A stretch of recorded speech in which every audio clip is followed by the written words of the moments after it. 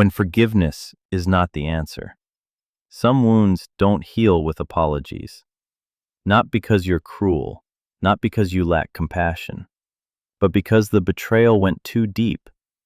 It broke something sacred, your trust, your love, your sense of safety. When someone crosses a certain line, the damage isn't just emotional, it's existential. You begin to question your ability to trust. You wonder if you were naive. You blame yourself for not seeing the signs. But here's the truth. Being betrayed does not make you weak. It means you were open. It means you were honest. It means you were brave enough to give someone a part of your heart. The Stoics never asked us to be cold. They asked us to be wise. Stoicism doesn't teach us to hold grudges. It teaches us to see clearly, to accept what is, not what we wish it to be. And sometimes, what is betrayal. Not all betrayals deserve a second chance. Not every apology deserves acceptance. Not every relationship deserves resuscitation. In this reflection, we'll explore 7 types of betrayal that do not require forgiveness. Not because you're bitter, but because you're awake, because you've seen enough, and because you now understand. Forgiveness is not always the high road. Sometimes the high road is distance.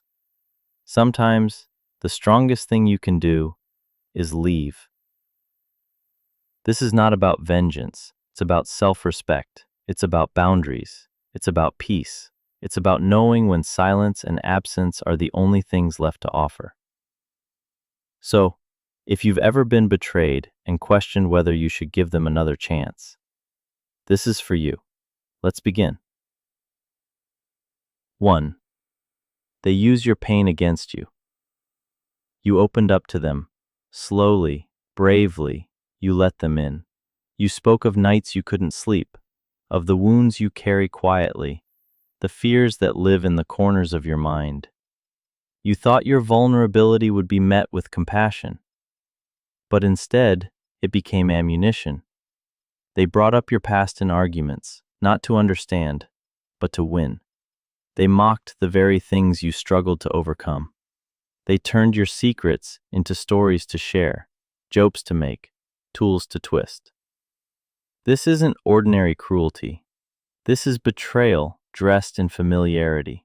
When someone uses your vulnerability as a weapon, it is not a slip. It is a signal. They are telling you who they are, someone who cannot be trusted with your truth. Epictetus said, "Be careful whom you share your fire with. Some are not drawn to warmth, but to burn." This kind of betrayal cuts differently, because it makes you question if you were wrong for opening up. It teaches you to armor up, to close down. But don't let it change. They sabotage you in silence. Not all betrayal is loud. Sometimes it hides in the quiet. It looks like support, but it feels like something else. They smile to your face, but there's a flicker behind their eyes, a subtle delay before they celebrate your wins, a strange energy when you speak about your dreams. And then, over time, you hear things from others, little distortions, twisted truths, whispers of things you said, but not the way you said them, accusations based on nothing but delivered with conviction. You start to realize someone has been planting seeds behind your back, not to help you grow, but to make others doubt your roots. This is betrayal in its most passive form, silent, calculated, rehearsed. It's a kind of erosion. It doesn't destroy you all at once. It wears you down, makes people look at you differently, makes you question your own perception. Marcus Aurelius once wrote, "The best revenge is to be unlike him who performed the injury." You don't need to fight back. You don't need to set the record straight with every lie, because anyone willing to believe a twisted version of you was already looking for a reason. Let your actions be your voice. Let your consistency be your defense. And let time take care of the rest. People like this don't need confrontation. They need distance. You don't owe explanations to those who mask sabotage with smiles. You owe yourself peace. And sometimes the most powerful move you can make is to walk away without a sound. Let your absence speak the truth they tried to bury. Let their mask slip without your hand touching it. Because in the end, truth doesn't shout. It waits. And it always rises. They disrespect your boundaries repeatedly. You told them what made you uncomfortable. You set the line. You drew it with clarity, not to control them, but to protect yourself. But they stepped over it, again and again. Not because they didn't understand, but because they didn't care. They showed up uninvited. They touched topics you said were off limits. They pressured you to say yes when your heart said no. They treated your boundaries like obstacles, not guidelines. To them, your limits were challenges to push through, not lines of respect to honor. This is not confusion. This is a test. And every time you let it slide, they learn one thing: that your no isn't firm, that your time, energy, and space are negotiable. Marcus Aurelius warned us, the soul becomes dyed with the color of its thoughts. If you let people repeatedly cross your boundaries, you begin to internalize the message that you don't deserve to be protected. But you do. You don't need to scream. You don't need to justify. You simply need to.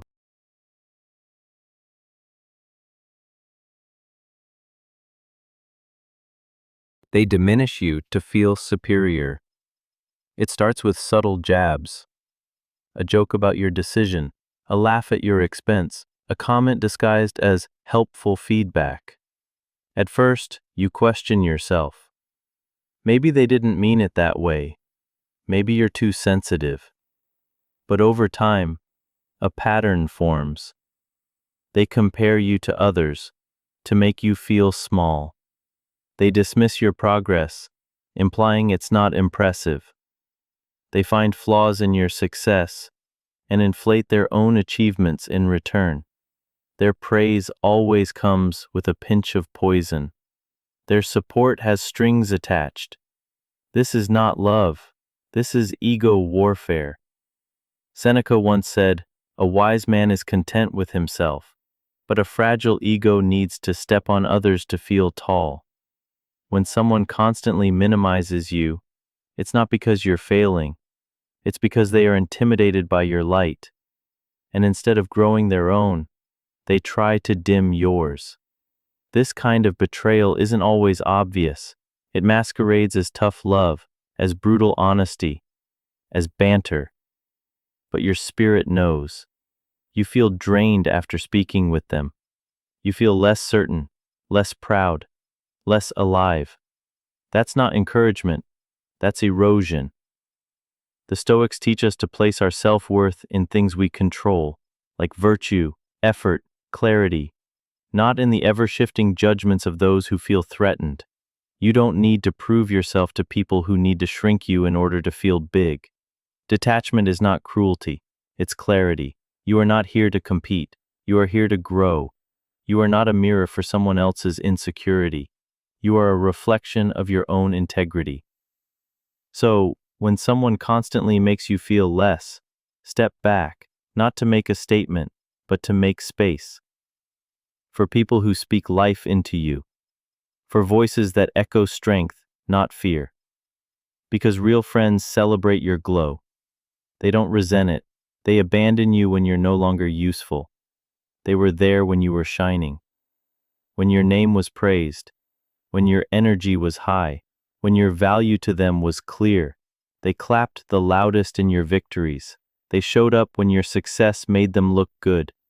They said they were proud of you, but when the applause faded, so did they. When you hit a rough patch, when life felt heavy, confusing, uncertain, they vanished. No calls, no check-ins, just silence. And yet, when you rise again, they reappear, as if nothing happened, as if their absence in your pain didn't matter. This is not friendship.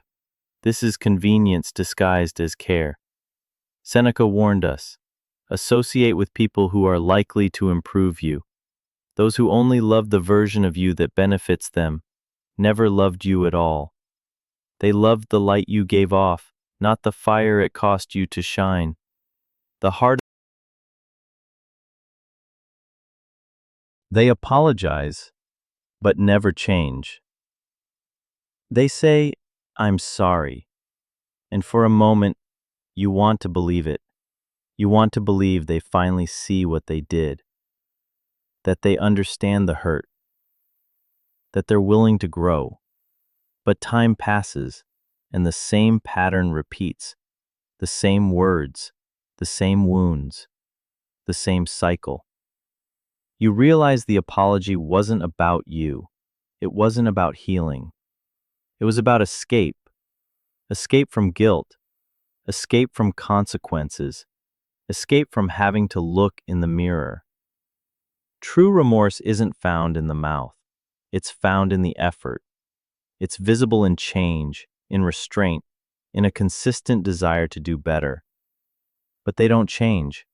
They expect the apology to erase the damage, to reset your memory, to give them another chance to do the same thing again. Marcus Aurelius said, "Waste no more time arguing what a good man should be one." Don't argue with repeat offenders. Watch their behavior. It's the only truth that matters. You are not cold for noticing the pattern. You are not heartless for refusing to play your part in their performance. People who hurt you repeatedly and say sorry every time are not apologizing. They are rehearsing, and you don't need to stay in the audience. The Stoics teach us to value action over words, to anchor our judgments not in hope, but in reality. You can love someone deeply, you can wish them healing, but you can also walk away. Because love without boundaries is self-betrayal, and forgiveness without change is permission. So when the apologies keep coming, but the harm never stops, leave. Quietly, clearly, finally. Not because you gave up on them, but because you chose not to give up on yourself. They seek forgiveness to cleanse their guilt. There's a kind of apology that isn't for you. It's not about healing. It's not about growth. It's about them. It's about soothing their conscience, about wiping their slate clean without doing the work. They hurt you. They never truly owned it.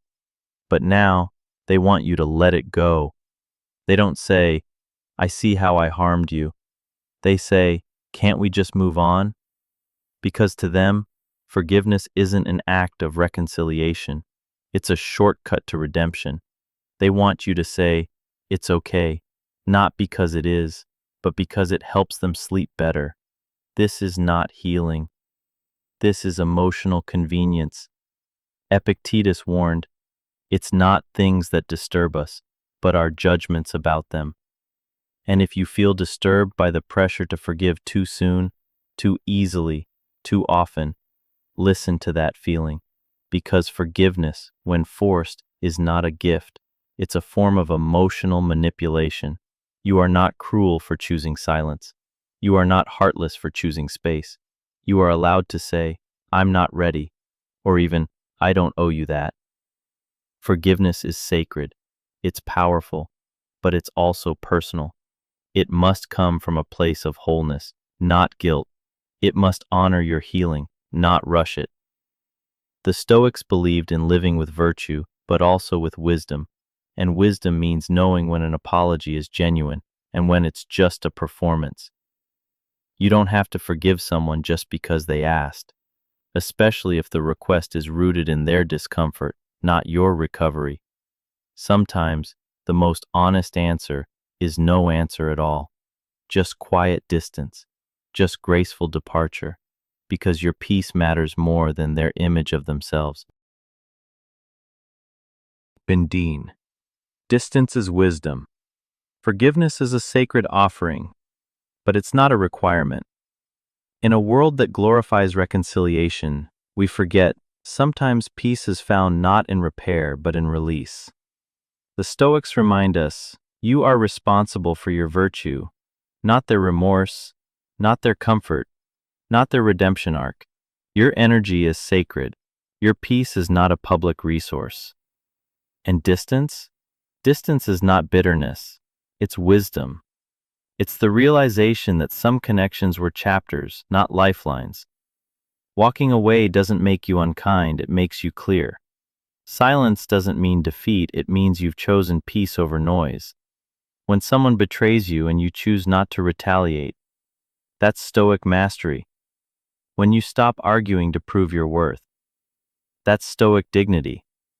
When you detach, not out of rage but out of reverence for your own soul, that's Stoic power. You are not obligated to reopen the door simply because they knock. You are not cruel for choosing quiet over chaos. You are not wrong for saying, I forgive you, but from over here. Forgiveness can coexist with distance. Kindness can coexist with boundaries. And sometimes, the most powerful message is this: I no longer need to explain. My peace speaks for me. So if this journey has reminded you of something you've endured, take a breath. You survived more than they'll ever understand. You didn't become bitter. You became better. Not louder, clearer. Not colder, calmer. This is your permission slip to choose silence, to walk away, to guard your inner citadel. Because healing doesn't always mean returning, sometimes it means never going back. If this message spoke to your soul, leave a comment below and share your story. Or simply drop a dot to say, I see myself here. And don't forget to hit subscribe for more Stoic reflections on self-worth, boundaries, and walking away with dignity.